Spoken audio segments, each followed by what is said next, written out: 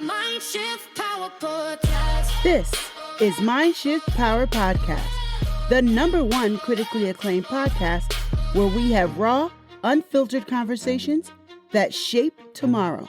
I'm your host, Fatima Bey, the MindShifter. And welcome, everyone. Today we have with us Meera Shah. She is 17. She is out of New Jersey in the USA. And she has been on here before. So I brought her back because she has a lot to say that I want the world to hear. So how are you today, Meera? I'm doing pretty well. How are you? I'm good. So tell us why you came on the podcast today. Yeah, so I think I came on the podcast for a couple of reasons.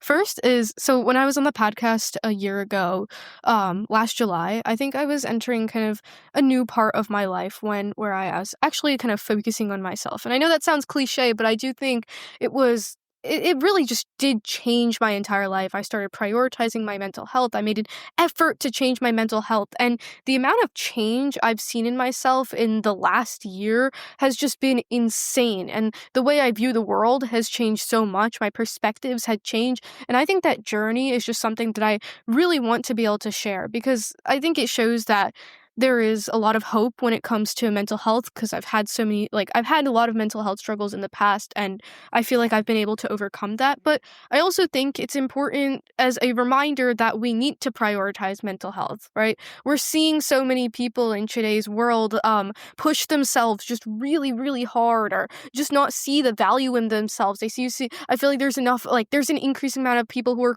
way too critical about themselves and their achievements and they feel like they have to be a certain way to check a certain box in order to get ahead. And I just want to bring attention to that and the fact that it's just not true. And I hope that my journey is something that can do that. So you said you've had some mental health struggles in the past. To give the audience an idea of the history and how far you've come, tell us about some of those struggles. Yeah, so I guess the short version is that I've struggled with severe depression and anxiety. I think so. Right now, I'll be going into my senior year of high school. So I think I've had anxiety for a really long time. It's been kind of a part of me since I think it kind of got bad in like 5th and 6th grade, got worse over the pandemic, where I was just very highly critical of what I did and very anxious about kind of every single action that I took to the point where I just couldn't function in a normal way. I would spend, 10 hours on school assignments that should probably spend 30 because I was just so obsessed with making it perfect. And I guess it sounds like a small example, but those were like the ideologies and almost the compulsions that kind of took over my entire life. The need to be perfect in every single thing that I did. And when I was, I think, in 7th and 8th grade, I started developing symptoms of kind of severe depression. And that put me in a very negative spot in terms of the way I viewed myself, my self-worth, the way I viewed what I meant in this world and whether I was meant to be here in the first place. And all those questions just kept piling up in my head. And I was in just honestly the worst state that I've been in. And it kind of got even worse as I headed into high school because I felt the pressure of everyone coming in. I just felt this increased pressure to be perfect in everything. So I think when I was my sophomore year of high school, I kind of hit rock bottom. I didn't really know where to go. I wasn't sure if I was going to make it. I started therapy because I didn't know what I was doing, but I was still unsure of where to go and who to share. And that was kind of where I was at last year, I think. A lot of what you just said represents a whole lot of your generation. There's a lot of people in the world, but especially in the US, who can identify with 95% of what you just said. So that's where you were last year. So what's happened over the past year for you? Yeah, so I think the biggest thing is that, so I've been in therapy. So I was in therapy in 9th grade and then I stopped for a while because I wasn't very ready to change. And I think that sounds kind of cynical and okay, who wants to, I was in a hard position. I didn't know how to change. But I think when the end of 10th grade hit and I found myself again in therapy. I was meeting frequently and I didn't really know where to go. That was when I hit a point where I was just like, I need things to change. Didn't know where I was going to go. I had been in a point where I didn't want to be like here anymore. And that was a point where I realized that like I need to do something. Like, I want to change the way my life is going right now, and I want to be able to move forward. And I think that was just a turning point in my mind towards the end of 10th grade. And that's when therapy just really started working for me. It took a while. It took time for me to, for example, to figure out how to combat a lot of the negative thoughts in my head. It was a long process, but I think throughout it, and I guess where it brought me to today, is a place where I'm a lot more focused on myself. I can find a lot more joy in everyday things. I don't feel guilty about going to the beach and having some fun. Whereas I think last year I would have been in a spot where I would have hated myself for even thinking about wanting to have fun because I was so focused on the work that I had done. And now I've found places to prioritize myself. I think another example is probably my sleep schedule. I used to get like 4 hours of sleep. I didn't feel valuable unless I worked every single second of the day. And, cutting back on sleep was a way I figured that out. Now, 8 hours of sleep is non-negotiable. I am asleep by 10 p.m. And I guess these are small examples, but when those examples kind of build up into being your way of life, you kind of feel a completely different person. I've learned how to create stronger relationships with my peers, my parents, and it's overall put me in a much better spot where I just think I'm happier. There's a lot you just said. Now, I want to know, you went to therapy. What else Mm. has worked for you? Because it sounds like you've gone through a massive amount of changes. So explain to us how those changes happened. Because therapy is a part of it. But what has therapy done for you? What else have you done outside of just the sessions? Yeah, so I think one of the things to acknowledge first about therapy is that therapy is a place where you talk and you come up with strategies. You have to implement those strategies in your everyday Mm. life. So I would learn a strategy, and honestly, this was the hardest thing. It took me a couple months. But when I had like negative thoughts in my mind and I started to spiral and I just couldn't move and I was stuck in this frozen state, what do I do? How do I combat those thoughts? How do I debate them away? Those were things that I learned and I started to implement. When I felt myself spiraling, I would try to combat that. The second thing I think I did was forming stronger relationships with people around me. And I know it's not something that's possible for everyone, so I feel extremely lucky and fortunate to be able to do that. But I put more effort into, I think, building a stronger relationship with my mom, being more open, being more willing to share, and having that person for you, whether it's a parent, it's a counselor at your school, it's even, I would say it's iffy with friends, but someone like a trusted adult, having that relationship allows you to have somewhere to go and someone to rely on and somewhere where you feel comfortable. And I think that is just so much more powerful. The third thing that I did was, I guess, a little bit less, what did I do? But I did take some medication. I was on medication for, I'd say, like 10 months, and that did help create a difference, but I don't think it would have worked without the other things in my life. Mm. So it's not just one thing by itself that worked. You didn't just go to the therapist and they press a magical button and you're all better Yeah. now. You had to do your part. Yeah. I mean, I know the first time I went to therapy, I was in ninth grade because I was struggling with things like self harm and I just didn't know where to go. So I started therapy and I expected it to be that way. I kind of was just like, just change something. I don't want it. Like, I want it to go away. And it was like, you have to, and it's the hardest part, I think, figuring out how to take those things and put them in your own life. But that is the step that it has to be taken. Okay. So let's go back to a year ago. How did you see your future? If you go back to the mirror a year ago, how did she see her future?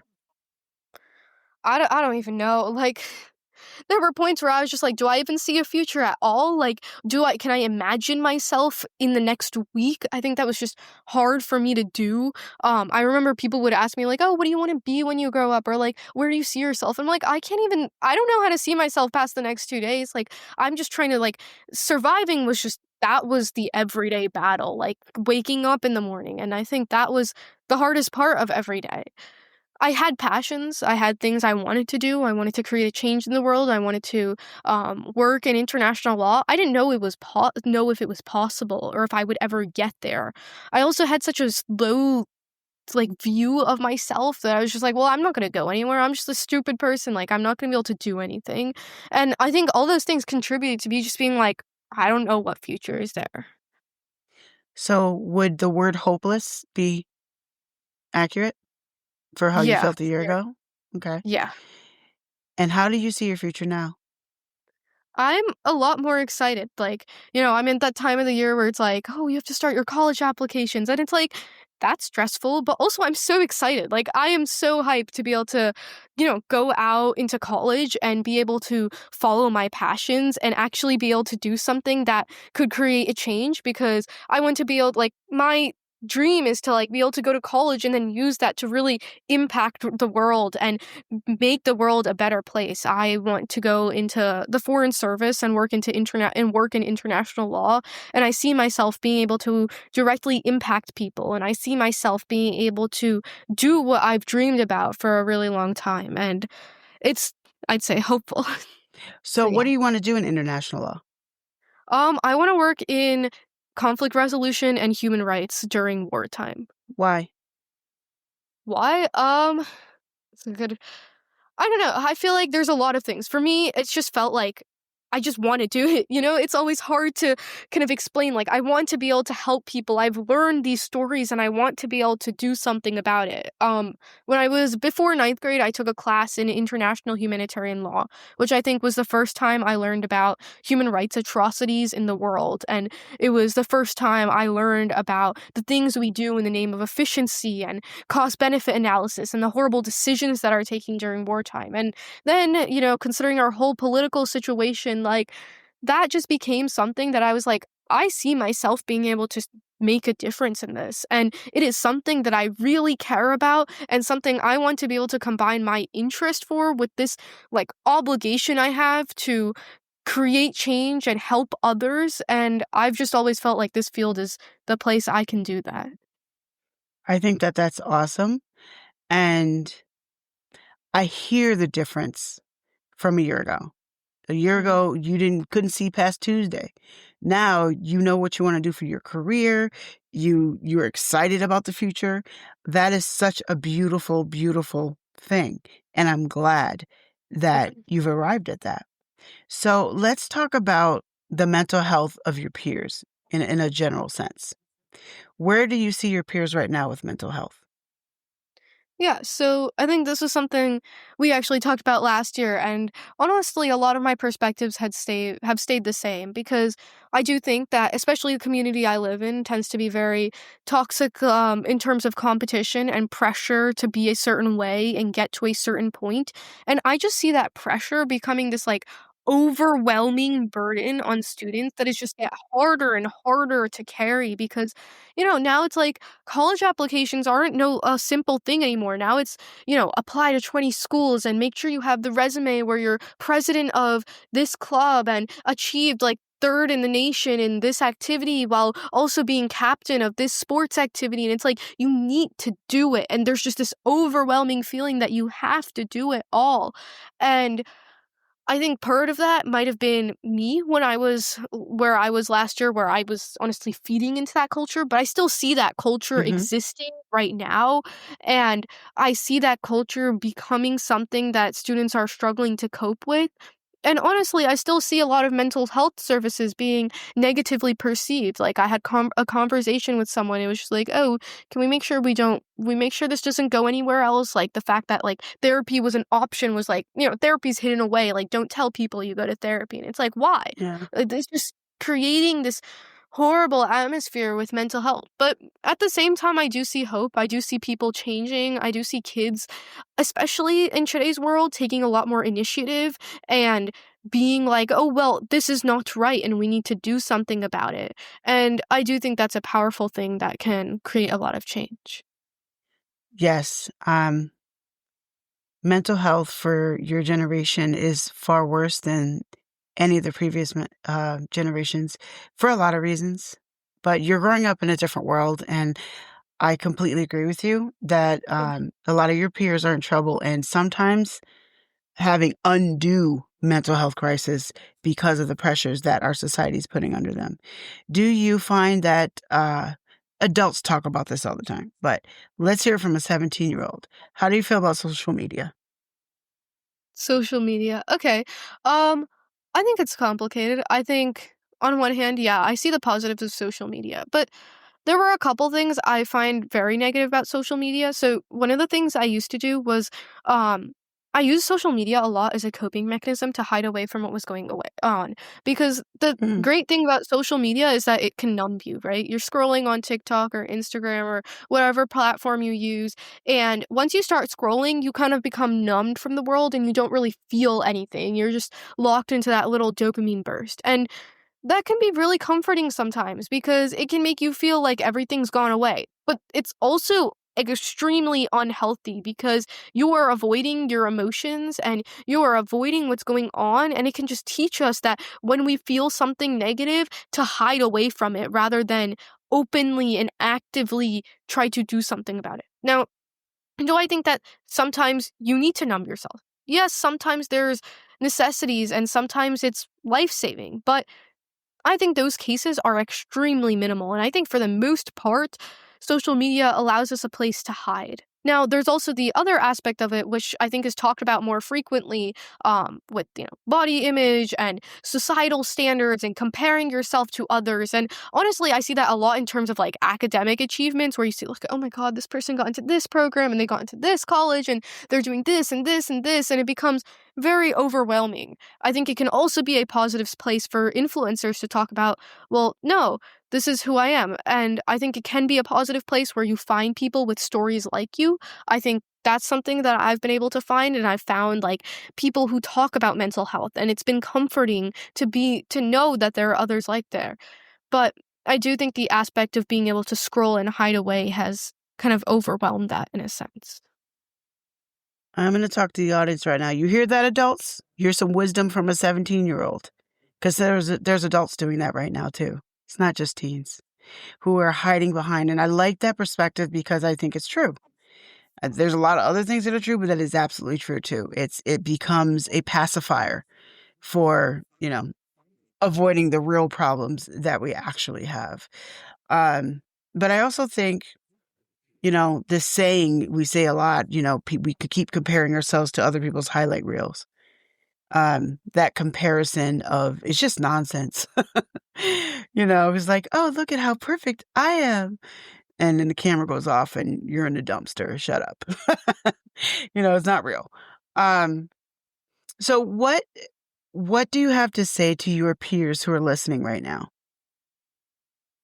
I think, okay, I think the main thing is to focus on yourself and realize that you don't need to do everything at once, and that we're all here living our lives. And if you live your life, like, I think you're going to be able to get somewhere. I think hard work is important. I think doing what you're passionate is about is important. You probably should not just spend your time just sitting back and watching TV all the time. But that doesn't mean you have to go to the other extreme, which is constantly working, never stopping, always trying to be the top of your class. Because there are, like, even if you are not at the very, very top, you are still going to be able to go somewhere. You are still going to be able to do great things, find yourself in a great place, and most of all, you'll be so much happier. You can find yourself in a place where you're doing what you care about. Why force yourself to do something you don't care about? If constantly studying, if, being the best at science is your thing, do it. But if it's not, then why are you putting 10 hours a week into trying to be the top person? Like, is that something you really like? Probably not. So I guess the more specific, less rambly version is put yourself first. Make certain things that are non-negotiable. Get out 8 hours of sleep. Make sure you're eating 3 meals a day. Make sure you have things in your life that you like. And make sure you're doing things that you actually enjoy without feeling guilty about it. But then make sure you do work hard. Just don't go to the extreme. I completely agree with you. Those extremities they're what kill us. And they don't kill us physically, they kill us mentally. Let me ask you this. I'm a 16-year-old boy named Roy in Alabama, and I know I'm having mental health struggles. I don't know what they are. I don't know how to recognize them, and I don't know what to do about them. But I also don't have supportive family around me. And I'm poor, and I can't really afford therapy on my own. What do I do? Yeah. I think it's definitely hard. I think that there are a lot of things. Well, I guess there's two parts of this that I would focus on. First is, I think, what my mom has told me, because she's a teacher and she's worked with a lot of kids in different situations, kids who have come to her who don't have support and don't know where they're going to be. One of the things that she told me that I thought was really powerful is that you might not have something or someone waiting for you now, but you have 2 years and you might be able to, it might not be the best college in the world, but you can go off to college and you have control of your life and you can make that something powerful. At that point, you have so many places you can be, you have so many decisions you can make. And I think there's just such a power in being able to look at the fact that in the future, there is a lot of places that you can go and a lot more control that you will have that can help you get out of really harmful situations. For example, if you're dealing with something at home that's just constantly negative, well, when you go to college, I think there is a part of yourself that you can be able to reclaim. But I guess that's like a very like hopeful, kind of very idealistic standpoint. I think in terms of what you can do right now, I think the internet can be helpful. You have to find yourself on the right place of it. There are a lot of mental health resources that are online.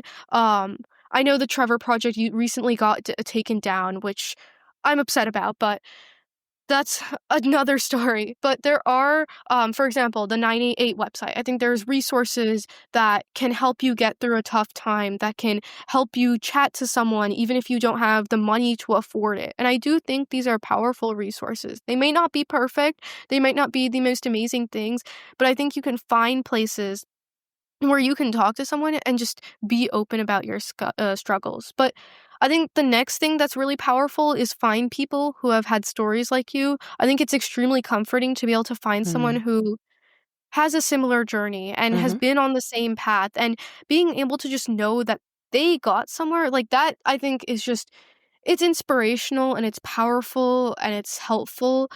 Um, and then lastly, I think sometimes there are just beautiful people who come across. I've had teachers who have been the most positive influence in my life. And if you can find someone like that, don't be scared to be honest about what's going on, because at that point, they can be someone who can really help you. So, yeah, I think it's hard. There's a lot of obstacles, but knowing that you have a future, that you have time ahead of you, that you have a place where you might be able to get away from the harmful things that are in your life, that can be helpful. That was a lot, but I like that you gave several different uh you gave really several different responses. And my number one thought was online. There's so many online communities that are Yeah, willing to help. You don't have to have somebody near you anymore. yeah. Um, I think so you do go need to ahead. be careful because I've found myself in communities online that tend to reinforce negative thinking. So Good point. Good point. it's yeah, don't go on Reddit or Discord type thing. You want to find more websites. There are a lot of forums, I think, online that where places you can share and people will be willing to help. Actually, Meera, you didn't know this, but I created an online forum on my website specifically um, because a lot of these other places are toxic. Mhm. And so I just want to create a place that didn't rely on algorithms, didn't Mhm. allow toxic people to act stupid, and just Mhm. have real supportive conversations. So for those of you listening, if you go to my communities page on my website, I actually have a page there called Next Gen, and it's specifically for youth who want to have real conversations about real issues without all of the politically correct BS. And without all the, you can't say this, you can't say that. They can just say what they want and be honest and real and have conversations and support each other. That's it. So, there's that. There are other online communities, but I do like that you brought out that point, Meera, that you do have to be careful. Telling people to go online is good, but it can be bad if you go to the wrong place and you don't know how to recognize the wrong place. So if people are reinforcing negative thoughts, then it's time to bounce. Well, Meera, I absolutely adore you, and I thank you for coming on. And you really are a true leader. And whether you recognize just how much of a leader you are or not, I don't know, but you really are a true leader. And I think more adults need to listen to you because you have a lot of wisdom for a 17-year-old. And there are adults who really need to listen and apply a lot of what you just said, like a lot. So there's some of the issues that you're talking about. They're not just teenage issues. They're human issues. So, there are some people in their 30s who really need to implement therapy, who need to try. And I love the fact that you pointed out you didn't know what to do or where to go or how to fix it. You just knew you wanted to, so you figured it out. And and anyone listening, if you have a problem you're trying to solve, you have to take that same stance. I don't know the answer. I don't know what the problem is. I just know I want to figure it out. You will eventually find the answer because you'll seek it out. and it will work out, but only if you don't give up. You agree? Yeah. Well, Meera, thank you once again for coming on. I absolutely love talking to you. And I hope that you have a really excellent school year this year. Thank you so much. I really appreciate this. And honestly, like this podcast, the stories it shares, your website, the resources it has, and everything that you've done, it's amazing. So, yeah. Oh, thank you. Thank you. And now for a mind-shifting moment. Meera said a lot in today's episode, but I want to focus on one part that she talked about. She was absolutely determined. She got to a point where she was absolutely determined that she was not going to stay where she was mentally. She didn't know the answer. She didn't know what the problem was or how to find it, but she was determined that she wasn't going to stay there. And now she's not there anymore, and she's growing, which is absolutely beautiful. But my question to you is, are you determined? Are you determined that you're not going to stay in that bad relationship? Are you determined that you're going to have better mental health? Are you determined that you're going to find a way to be confident? Are you determined that you're going to get out of the hole that you're in? Are you determined? Because once you make the decision that you are not going to stay there, I have to get out, I have to reach victory. Once you make that decision, that is when change will happen. Because you'll make sure it happens. So, are you determined?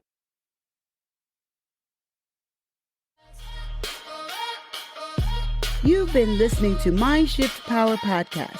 For complete show notes on this episode and to join our global movement, find us at fatimabay.com. Until next time, always remember, there's power in shifting your thinking.